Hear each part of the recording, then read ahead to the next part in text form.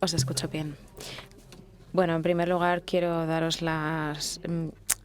disculparme por no estar ahí, pero bueno, por un tema personal me he tenido que quedar en Marsella. Sí, entendemos que no es un momento fácil para ti, así que apreciamos mucho que nos dediques tu tiempo. Y también para las familias, para los doctores que estamos aquí, apreciamos mucho esta charla. Muchas gracias. Bueno, en primer lugar me voy a presentar. Yo soy Françoise Muscatelli, soy directora del Departamento de Trastornos de Neurodesarrollo Perinatal aquí en este Instituto de Neurobiología del Mediterráneo en Francia. Directamente nos dedicamos a los trastornos del neurodesarrollo perinatal. Trabajamos en distintos modelos en ratones dentro del síndrome perinatal.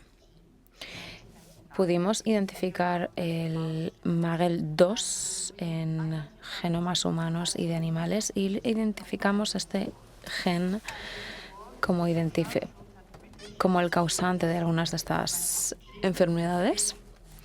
Y después las investigaciones del Dr. Zhang nos llevaron a asociarlas al síndrome de Schaaf-Yang. Como he dicho, el MAGEL2 lo encontramos en Schaaf-Yang, en Prader-Willi, y ambos síndromes comparten muchos problemas como discapacidades mentales, hipotonía, bajo desarrollo muscular, incluso a veces obesidad, que también se puede ver en el síndrome de Schaaf-Yang, o incluso hipotiroidismo.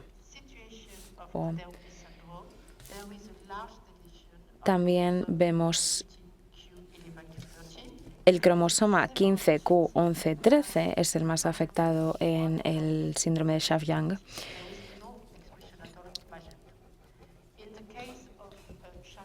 En el caso del síndrome de Schaaf-Yang, solamente aparecen estos casos en el MAGEL2. Estamos diciendo que el resto de los genes están presentes, funcionan bien, pero este gen es el único que está mutado. Y esto nos lleva a la proteína truncada. Esto es un esquema desarrollado por el equipo de Schubert y Christian Schaff y resume bastante bien la patofisiología del síndrome de Schaaf-Yang. Aquí podéis ver que hay distintos síntomas y lo que es importante es que todos los síntomas pueden ser la causa de distintas disfunciones.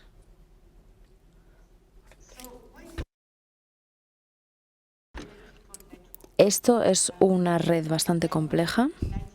Está hecha por parte de 96.000 millones de neuronas y otras conexiones que son muy importantes para funciones neuronales.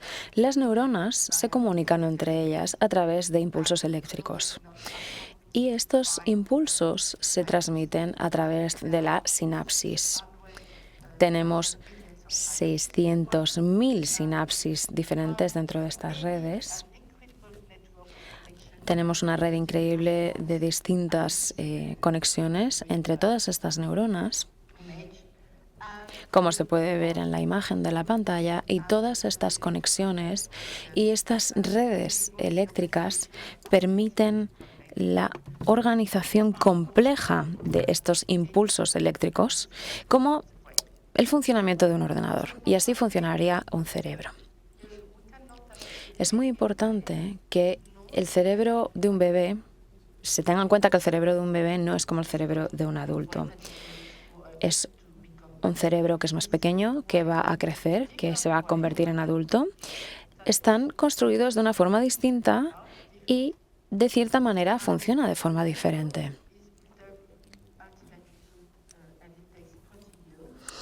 Esta red necesita 20 años para transformarse del todo y 60 días en los ratones para configurarse completamente. esto necesitamos neurogénesis, migración, duplicación de células, todas las cosas necesarias para que se construya el cerebro al completo. Tenemos distintos pasos y distintos mecanismos que suceden igual en el humano y en el ratón, solo que en tiempos distintos. Entonces, ¿por qué se utilizan modelos con ratones? Hay una similaridad genética muy alta entre los ratones y los humanos. Se comparten el 85% de los genes entre los ratones y los seres humanos. En los ratones podemos hacer manipulación genética y podemos crear modelos genéticos en ratones en los cuales podemos crear distintas mutaciones de los genes para desactivarlos, como simulando enfermedades humanas. Es importante entender la patofisiología en estos estudios que se hacen en los ratones. Los estudios son longitudinales. Como he dicho, el cerebro del ratón se desarrolla en 60 días, así que lo podemos estudiar desde la concepción al nacimiento hasta el proceso de la adultez de los ratones. Y también podemos probar nuevas terapias en ratones transgénicos. Tenemos una plataforma específica para hacer pruebas en distintas terapias génicas, para hacer pruebas antes de entrar en hacer pruebas controladas o ensayos controlados en humanos. Muchas de estas enfermedades a veces llevan a cambios de comportamientos conductuales y todas estas cosas se pueden probar en los ratones, en estos ensayos controlados, y ver cómo todos estos cambios pueden afectar a sus funciones más esenciales y también cómo los tratamientos pueden ayudar a volver a esos comportamientos normales, entre comillas. Podemos hacer estas pruebas en ratones o también en otros modelos patológicos con otros modelos de ratones. Y, como he dicho, podemos acceder a la complejidad del cerebro.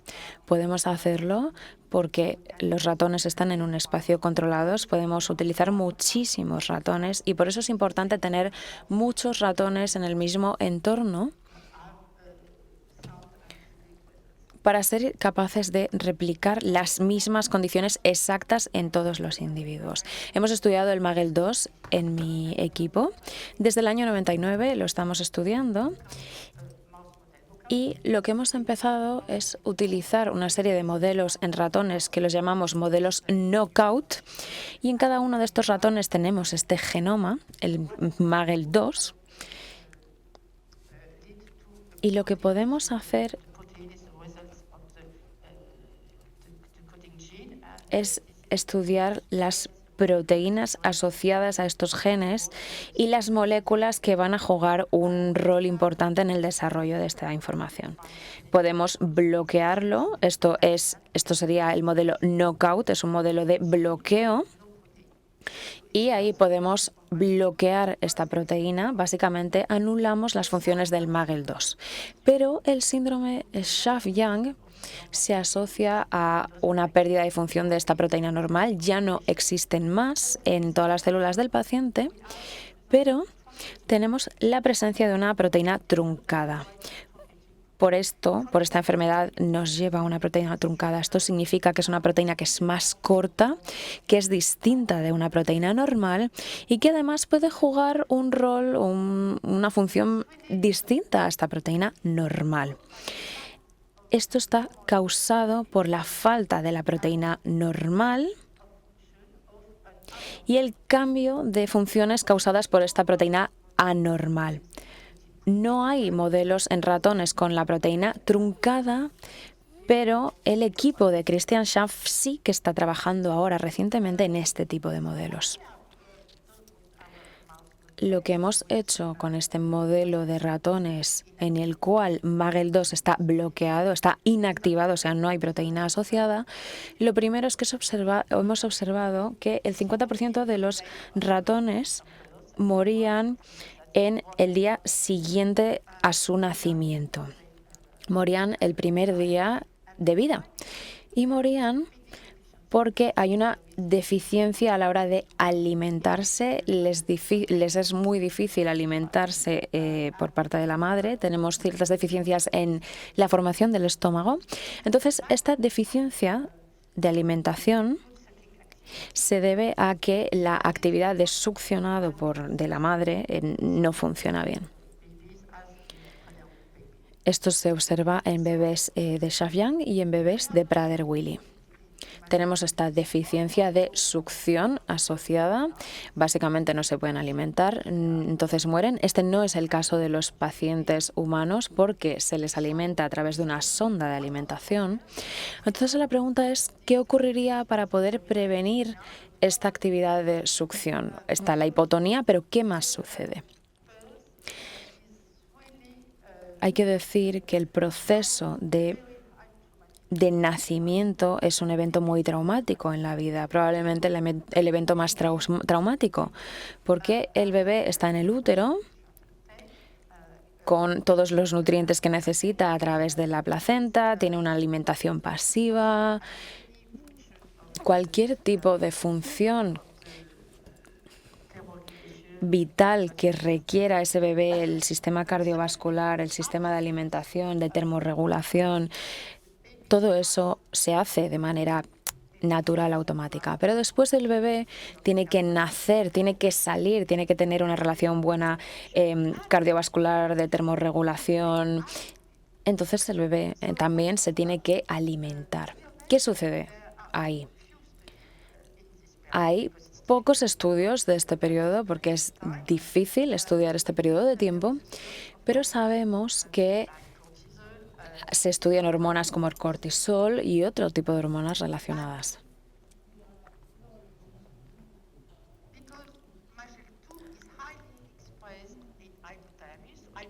Y porque MAGEL2 está relacionado con el hipotálamo, que está relacionado con las distintas hormonas que van a ser liberadas en parte en la sangre y en parte en el cerebro, medimos la cantidad de las hormonas que había en el momento del nacimiento en los modelos de ratones y observamos que había una alta producción de oxitocina, vasopresina, orexina y otros.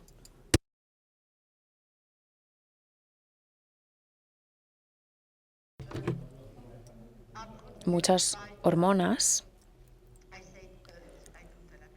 se producen en el hipotálamo, como he dicho antes. Y la oxitocina también se produce en el hipotálamo. ¿Y qué es lo que podemos saber de los niveles de oxitocina? La oxitocina es una molécula pequeña que se produce en el cerebro. Se libera a la sangre y actúa en el cerebro en distintos lugares. Entonces, ¿qué es una hormona? Es una pequeña molécula que está en la sangre, que está en el sistema circulatorio y que va a actuar sobre la célula a través de un receptor. Este receptor es como una llave para entrar en la célula. Y de esta forma puede jugar un rol en distintos niveles. Sabemos que la oxitocina es muy importante, por ejemplo, a la hora del parto, para la lactancia. Sin la oxitocina, la madre no puede producir leche. Y hay otras muchas funciones a nivel periferal, al nivel de los órganos también, y todo esto es una función muy importante en general porque también tiene funciones en el cerebro y es importante también para controlar las conductas sociales, para controlar la ansiedad, la depresión, etc. La oxitocina, como he dicho antes, el cerebro del bebé no está desarrollado, no es un cerebro adulto, se necesita todavía años para que se construya hasta llegar a su estadio final completo y sabemos que la oxitocina se libera desde el nacimiento, no antes. Y la cantidad de oxitocina varía en las distintas edades de una persona, desde que nace hasta que se convierte en adulto. Los receptores de oxitocina son necesarios para lanzar esa activación de esa oxitocina. Básicamente necesitamos los receptores en la membrana celular que nos dan las señales necesarias para la oxitocina, que mandan las señales a la célula y las células lo que van a hacer es activar un comportamiento, activar un impulso eléctrico y esos receptores lo que hacen es variar en las distintas edades. Estamos hablando de un sistema dinámico que va cambiando.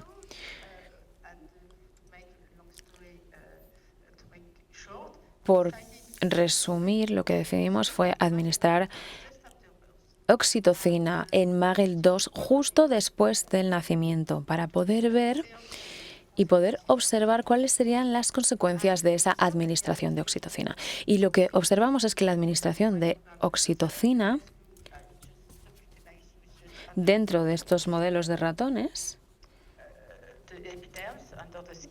inyectábamos 2 microgramos a nivel subdermal y era suficiente para conseguir una conducta normal de succión en los bebés. Esto es un comportamiento que no se había encontrado u observado antes. Y esto lo que demuestra es que la oxitocina es necesaria también para la iniciación a la succión. Utilizamos básicamente una molécula que fue el antagonista de receptores de oxitocina, y cuando hicimos la prueba de bloquear la actividad de la oxitocina justo después del nacimiento, pudimos observar que la mitad de los ratones se morían porque no eran capaces de alimentarse, de succionar básicamente.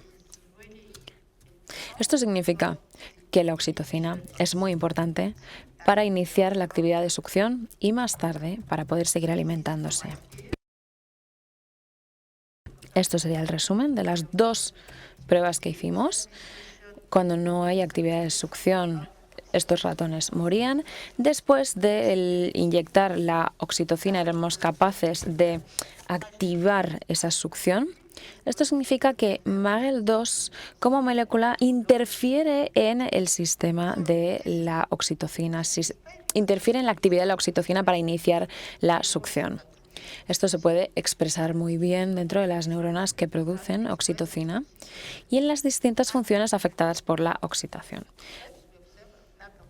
Y en MAGEL2, cuando se hacía ese bloqueo, observábamos las consecuencias dentro de la succión. Entramos un poco más allá en el estudio del comportamiento de los ratones MAGEL2 cuando sobrevivían, porque como ya he dicho, la mitad murió y la mitad sobrevivió, y lo que observamos desde que nacieron hasta su periodo de adultez, una serie de alteraciones en el comportamiento. Y también observamos distintas alteraciones sociales. Un aumento de ciertos comportamientos de excitación o de ansiedad, o incluso de comportamientos autistas.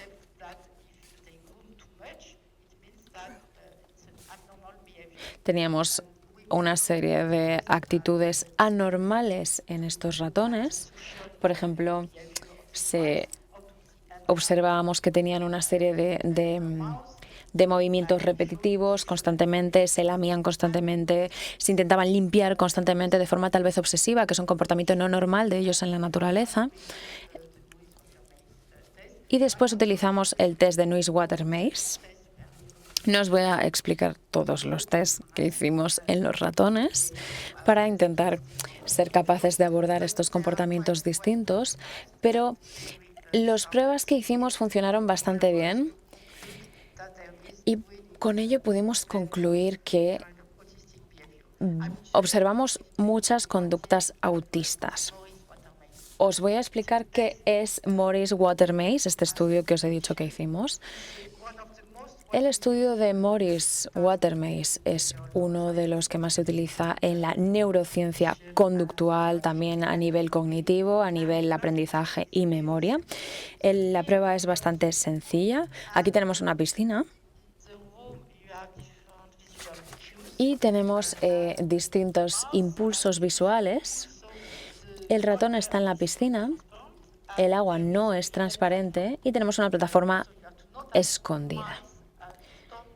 Sabemos que a los ratones no les gusta el agua, no les gusta nadar. Es distinto de las ratas sí que les gusta. Entonces, si pones un ratón en esta piscinita, el ratón va a nadar hasta que encuentre la plataforma escondida y se va a quedar en esa plataforma que no se ve. Entonces, el primer día le va a costar un poco y el último día, 2 días después, 3 días después, por las asociaciones visuales que hace en la habitación, va a ser capaz de ubicar de una forma bastante rápida dónde está la plataforma y va a ir directamente a la plataforma. Entonces, lo que medimos es el tiempo que tarda el ratón en ir a la plataforma una vez que ya la conoce. Estamos hablando de que el ratón es capaz de identificar estas señales visuales y aprender dónde está la plataforma escondida. Y esto funciona en distintas patologías neuronales o distintas patologías cognitivas, o en el caso de los modelos de ratones en el cual MAGEL2 está desactivado. Lo que hicimos nuevamente es el tratar a estos bebés o ratones, a las crías el primer día de vida, con oxitocina, y después les administramos oxitocina todos los días durante su primera semana de vida. Evaluamos los distintos comportamientos de estas crías a partir de los 7 días para probar el comportamiento y viendo cómo se comunicaba la madre con la cría, cómo le transmitía el conocimiento y distintas conductas. Estas son las primeras relaciones sociales que los ratones tienen. Y observamos que con este tipo de tratamiento podíamos reducir todas las conductas anormales que veíamos. O sea, hemos visto cierta relación con inyectar oxitocina durante la primera semana de vida con unos efectos a largo plazo en su conducta. Esto es importante porque se ven ciertos efectos también en la adultez. Y una vez que hacemos esto, hicimos los distintos test sociales, como el que he mencionado antes, el test de Morris-Water Maze o el laberinto acuático de Morris. 3 días después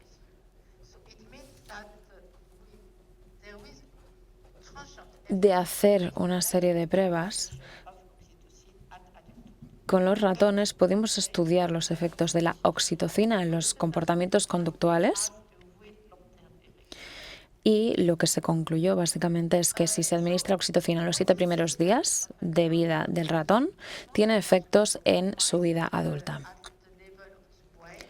A nivel cerebro y a nivel células también hicimos estudios. No voy a entrar en detalles en esto, pero vimos que la administración de oxitocina normaliza la liberación de la oxitocina en la vida adulta de los ratones.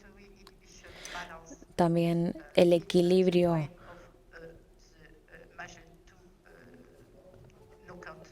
cerebral entre los ratones en los cuales se desactivó MAGEL2.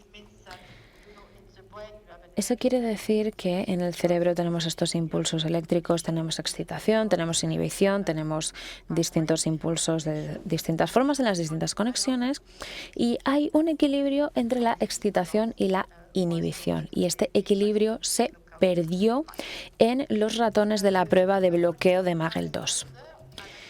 Fuimos capaces de normalizar otras alteraciones anatómicas, pero no os hablaré de esto.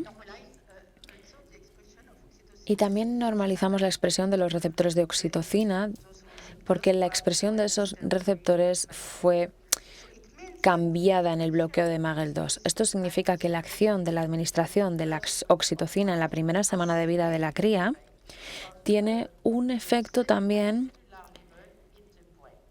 en el cerebro en el momento adulto del ratón y en las funciones cerebrales. Podemos normalizar algunas de estas funciones del cerebro si se administra oxitocina en los primeros estadios de la vida de la cría. Esta es la conclusión. Fuimos capaces de restaurar la actividad de succión inyectando oxitocina en los neonatos. También se normalizó el comportamiento social. Tiene efectos a largo plazo, se pueden arreglar una serie de alteraciones.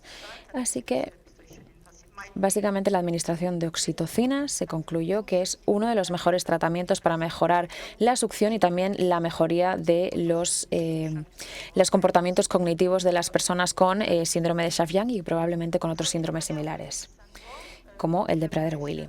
En el Prader-Willi, en colaboración con la Fundación de Francia, el Centro de Investigación de Prader-Willi francés, llevamos a cabo una serie de exámenes y de ensayos. Administrar oxitocina en bebés con Prader-Willi entre 1 mes y 6 meses. Y después de una semana de administración, estudiamos la actividad de succión y más tarde, al año de edad y 2 años de edad, hicimos otra serie de ensayos y evaluaciones en el comportamiento. Esto es para mostraros los efectos en un bebé después de una semana de tratamiento. No funciona el ratón.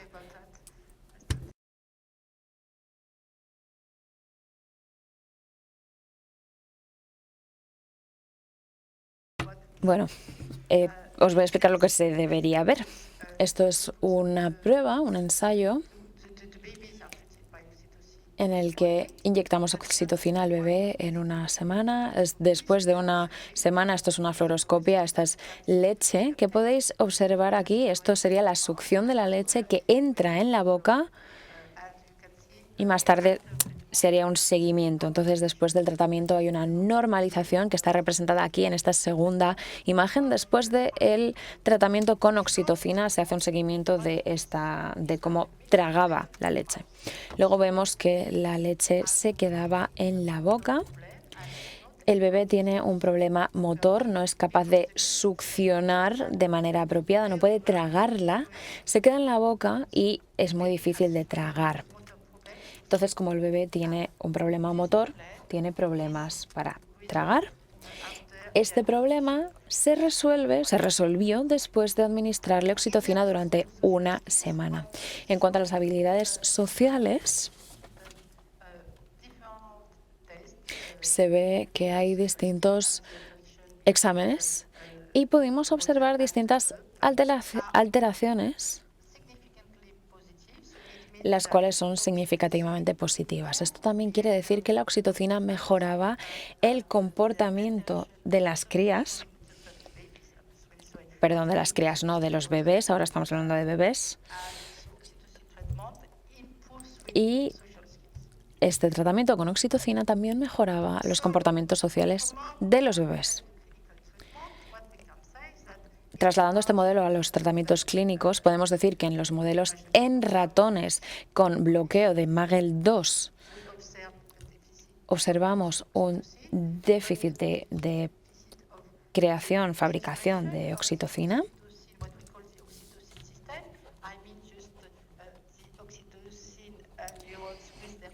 Eso quiere decir que las conexiones que se hacen con las neuronas en el cerebro tenían una falta de maduración, por lo tanto hay una falta de succión, de comportamientos cognitivos, de comportamientos sociales. Por lo tanto, la administración de oxitocina en momentos críticos, es decir, en el bebé recién nacido, puede tener un efecto positivo en la succión y en el comportamiento del mismo más tarde.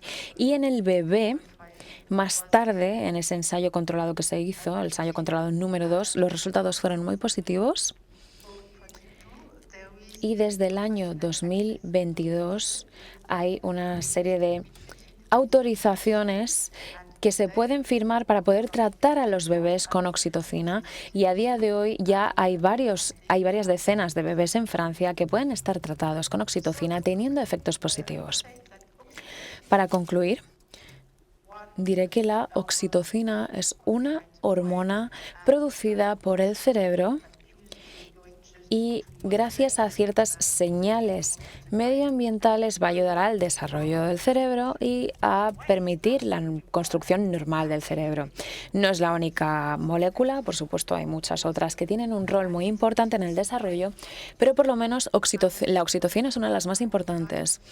Y lo que me gustaría decir para finalizar es que no hace ya muchos años que se llevan a cabo estos modelos en ratones con oxitocina, pero se ha descubierto que es necesario para la lactancia, para el comportamiento materno. Y a día de hoy ya podemos saber que la oxitocina creada por el bebé desde el momento del nacimiento, y esto es algo bastante nuevo por parte de nuestros estudios, es importante para la actividad de succionado también para la correcta vocalización de los bebés es importante para la interacción social, para las actividades cognitivas y es importante también más tarde para el comportamiento sexual y los desarrollos de relaciones cuando ese bebé madura. Me gustaría darle las gracias a distintas personas de mi equipo que me han ayudado a llevar a cabo este trabajo, a llevar a cabo estos estudios y también a todos nuestros colaboradores, a Maite Tuberg en Toulouse, también nuestros colaboradores en Montpellier, en Strasbourg, Sebet Amor y todas estas otras personas. Muchísimas gracias por vuestra atención. Do you hear me? Yeah, thank you so much. Muchísimas gracias, doctora Moscatelli.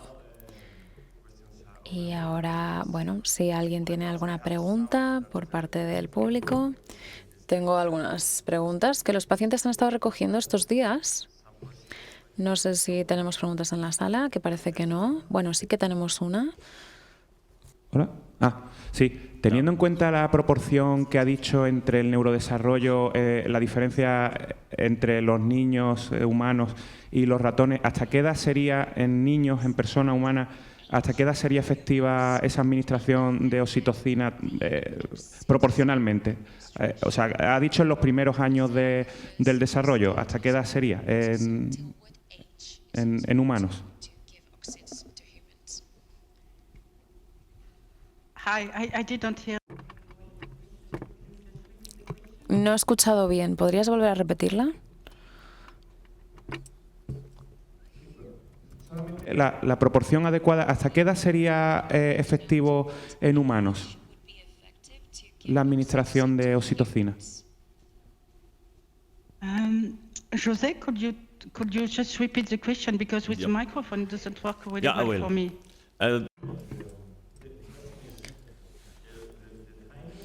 La pregunta es, ¿en qué momento empezar con el tratamiento de oxitocina?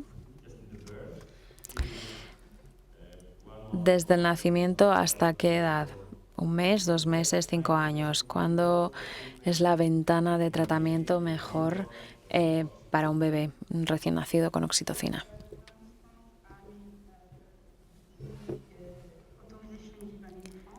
La autorización que se da en Francia para acceder a ese tratamiento es desde que nace hasta que tiene 6 meses. Bueno, yo supongo que se podría dar más tarde también. Esto es lo que se hizo en el primer ensayo, pero esta autorización de uso compasivo que se hace en Francia especifica entre 0 y 6 meses. La oxitocina se puede administrar más tarde, se ha administrado en distintas edades, durante la infancia, la adolescencia, el momento del adulto. Hay una serie de estudios que puede llegar a ser controvertido o no, pero no hay efectos negativos y los efectos positivos muestran diferencias dependiendo de la edad del tratamiento del paciente. No estoy segura en el caso de los adultos, pero con los bebés con síndrome de Prader-Willi funciona muy bien si se les da en esta edad, entre 0 y 6 meses. Esta es la edad que se hizo en el primer ensayo controlado. Se les podría administrar más tarde también. Está claro que, lo que yo os quería decir es que por lo menos tenemos una ventana clínica en la cual la oxitocina juega un rol sumamente importante dentro de la construcción del cerebro. Esto era el mensaje principal que quería dar. Por eso la acción es distinta, el efecto es distinto de si lo administras en este periodo o si lo administras en el momento en el que una persona es adulta, porque ya tenemos el cerebro formado. Hay cierta plasticidad, pero es muy distinta a la plasticidad del cerebro de un bebé. Vale, pues te voy a hacer un par de preguntas por parte de los pacientes. La primera es la oxitocina. Elementos positivos, elementos negativos. Como has dicho antes, no hay efectos negativos, pero ¿qué pasaría con la carbetocina? La carbetocina se considera como algo similar a la oxitocina, pero es una molécula similar, pero son distintas. Básicamente la oxitocina es la molécula producida por el cerebro, que es muy bien tolerada, también tolerada por los receptores de oxitocina, pero también por otros receptores no específicos de oxitocina. Y la acción de la oxitocina en los receptores de oxitocina es distinto del efecto de la carbetocina en los receptores de oxitocina. O sea, desde mi punto de vista, si puedes utilizar lo más natural, sería mucho mejor. Y la última pregunta. Estabas mostrando datos de que la falta de oxitocina genera un problema a la hora de succionar. Y esto muestra como una cascada de consecuencias. Puede suceder que el bebé, en este caso en el modelo de los ratones, no tenga energía, digámoslo así, porque no está succionando leche, no se está alimentando, y puede estar correlacionado con la hipotonía, pero también correlacionado con la falta de madurez del sistema digestivo, del desarrollo de la microbiota del intestino, y también debido a esta falta de acceso, tiene un problema también en el sistema, en el neurodesarrollo. Entonces también hay otra serie de consecuencias porque estamos hablando que no hay madurez en el sistema digestivo, no hay microbiota. La falta de oxitocina dentro del succionado es un problema de la actividad motriz controlada por el cerebro. Ahora tenemos datos suficientes para mostrar que eso es así. En cuanto a la microbiota, es necesario saber que los receptores de oxitocina están también en la zona del estómago, porque tenemos oxitocina también en la leche de la madre. Es posible, todavía no se ha demostrado que la oxitocina que venga de la leche de la madre va a activar los receptores de oxitocina en el intestino y va a jugar un rol en el intestino y posiblemente en la microbiota. Se ha llevado a cabo otro estudio hace 2 años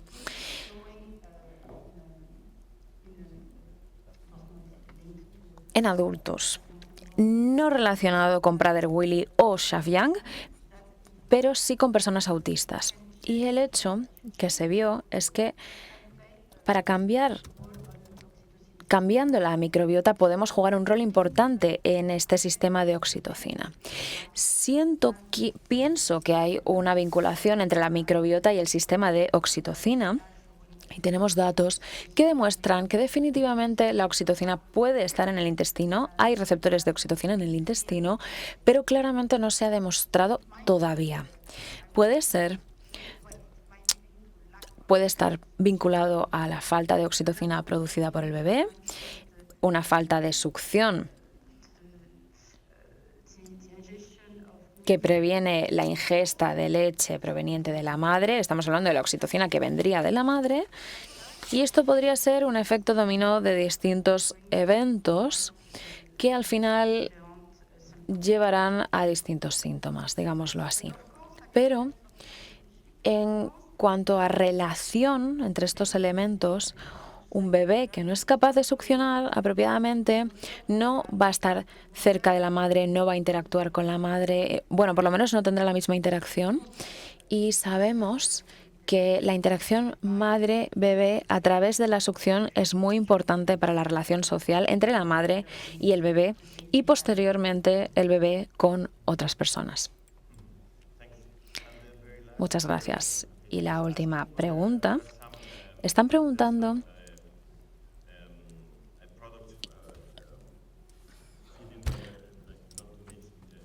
están diciendo que no se debería mezclar, por ejemplo, leche con vitamina C porque son antagonistas. Y algunos pacientes están preguntando para el tema del tratamiento con la oxitocina si hay algo que pudiese mejorar la toma de oxitocina o la absorción de oxitocina o algunos alimentos que puedan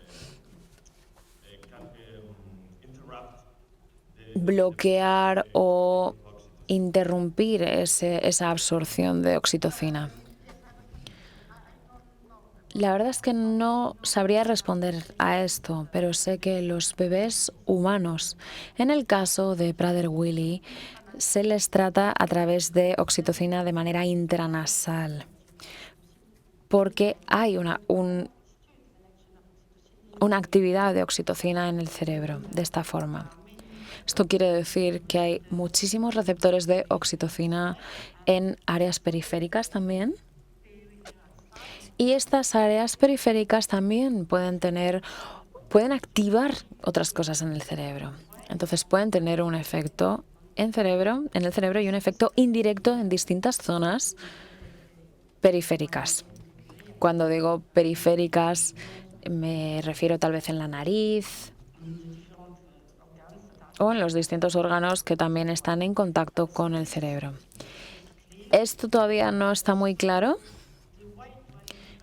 Entonces, la administración de oxitocina de manera intranasal en bebés parece que funciona, pero, como ya he dicho, es porque va al cerebro. Sabemos que tenemos esta barrera principalmente en la cual muchas moléculas no pueden acceder al cerebro, excepto en los bebés, porque esta barrera todavía es muy plástica, solo en el caso de los bebés. Pero también activa una acción en la periferia.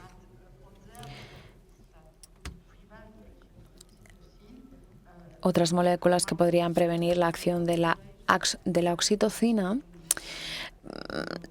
no lo sé, no sé responder a esa pregunta. O sea, básicamente lo importante es cómo se administra, y con administración intranasal funciona muy bien.